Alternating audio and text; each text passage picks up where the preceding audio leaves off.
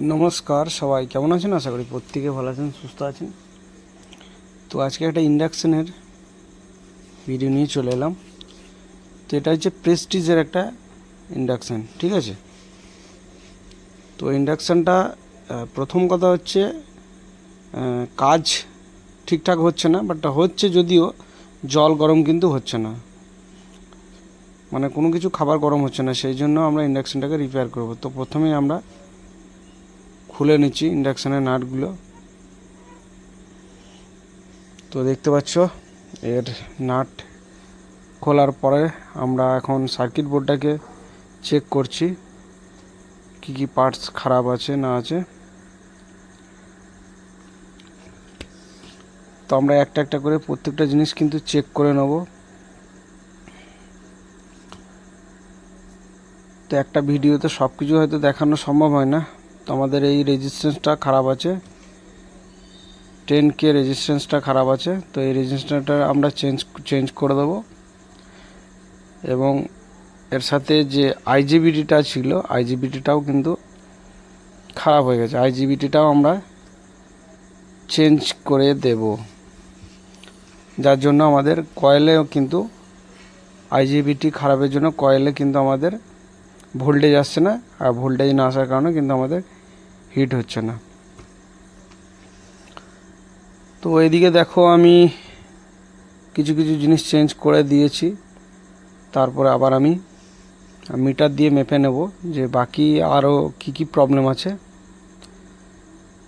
তো দেখতে পাচ্ছ এখানে আমার যে একটা মেন ফিউজ ছিল, ফিউজটা কেটে গেছে। তো ফিউজ আমার কাছে নেই যেহেতু, সেই জন্য আমি একটা পিছন থেকে একটা তারকে ফিউজের মতো সেম অ্যাম্পিয়ারের একটা জাম্পার করে দিচ্ছি।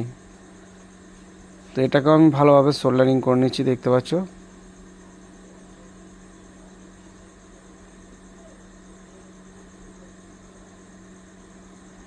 তো সোল্ডারিং কিন্তু খুব সাবধানের সাথে করতে হবে, কারণ হচ্ছে একটা প্রিন্টের সাথে আর একটা প্রিন্ট যেন কখনো লেগে না যায়, এবং সোল্ডারিং যেটা করবে একদম যেন পারফেক্ট হয়, তাহলে কাজও কিন্তু পারফেক্ট হবে এবং লংজিভিটিও অনেক দিন যাবে।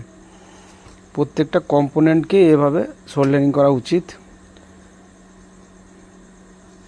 তো দেখতে পাচ্ছ আমরা প্রত্যেকটা জিনিসকে কিন্তু আমরা প্রত্যেকটা পার্টসকে আমরা মেপে নিচ্ছি।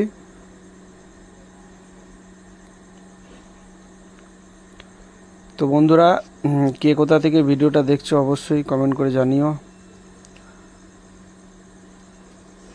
আর টেকনিক্যাল এরকম ধরনের ইলেকট্রিক এবং ইলেকট্রনিক্সের সমস্ত ভিডিও এই চ্যানেলের মধ্যে পাবে, এবং এই চ্যানেলের ভিডিওগুলো অবশ্যই দেখবে আর শেয়ার করো বন্ধুদের সাথে। তাহলে কি হবে, ভিডিও বানাতে আমাদের আরও ইন্টারেস্ট আসবে। তো আমাদের সার্কিট মোটামুটি কিন্তু রিপেয়ার হয়ে গেছে। এবার আমরা সার্কিটটাকে সেটিং করছি। সেটিং করার পরে আমরা কানেকশানগুলো একে একে করে নেব। কানেকশানগুলো করার পরে তারপর আমরা ফাইনালি চেক করে দেখব যে আমাদের কাজটা সাকসেস হলো কি না। তো দেখতে পাচ্ছ আমরা কয়েলের কানেকশান কিন্তু করে নিয়েছি, তারপরে আমরা সার্কিট বোর্ডটাকে পিসিবিটাকে আমরা নাট দিয়ে টাইট করে নিচ্ছি।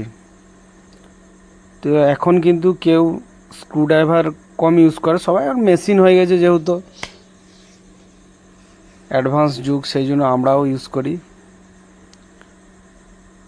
হ্যান্ড ড্রিল দিয়ে। এতে কী হয়, খোলাটা তাড়াতাড়ি হয় এবং লাগানোটাও তাড়াতাড়ি হয়। তো আমরা প্রত্যেকটা জ্যাক লাগিয়ে নিচ্ছি, দেখতে পাচ্ছ সেন্সারের তার দুটো লাগিয়ে নিচ্ছি, এবং আমাদের প্যানেলের ভোল্টেজের তার লাগানো হয়ে গেছে। এবার কয়েলটাকে আমরা বসিয়ে নেব। এটা কিন্তু পিওর 100% কপার কয়েল, এবং কয়েল খারাপ হয় না বললেই চলে। ইন্ডাকশানে বেশিরভাগই পিসিবির প্রবলেম হয়, অর্থাৎ সার্কিটের মধ্যে প্রবলেম হয়। সার্কিটে আইজিবিটি খারাপ হয়, না হলে রেজিস্ট্যান্স আইসিও খারাপ হয়। তো আমরা কয়েলটাকে লাগিয়ে নিচ্ছি। চারি সাইডে নাট দিয়ে ভালো করে টাইট করে দিতে হবে বন্ধুরা। তো দেখতে পাচ্ছ আমাদের নাট কিন্তু 3টে নাটই লাগানো কমপ্লিট। এবার আমরা সাইডে যে দু সাইডে দুটো যে স্টাইলের জন্য যে আলাদা কালারের বেরি দেওয়া ছিল সেই দুটোকে আমরা বসিয়ে নিলাম। এবার ওপরের যে মেন প্লেটটা সেই প্লেটটা আমরা লাগিয়ে নেব। তো মেন প্লেট লাগানো হয়ে গেছে দেখতে পাচ্ছি। এবার আমরা সুইচ অন করে দেখে নিচ্ছি। দেখতে পাচ্ছ অন হয়ে গেছে। এবার আমরা জল দিয়েছি। জল দেওয়ার পরে এটাকে আমরা ভোল্টেজটাকে বাড়ালাম, ওয়াটটাকে বাড়ালাম, 2000 ওয়াটে করে দিলাম। দেখো 2 মিনিট 30 সেকেন্ডের মধ্যেই কিন্তু জল থেকে ধোঁয়া উঠতে লেগেছে এবং জলটা কিন্তু ফুটতে আরম্ভ করে দিয়েছে। তো এই আমাদের ছিল আজকে ভিডিওটা কেমন লাগলো অবশ্যই জানিও।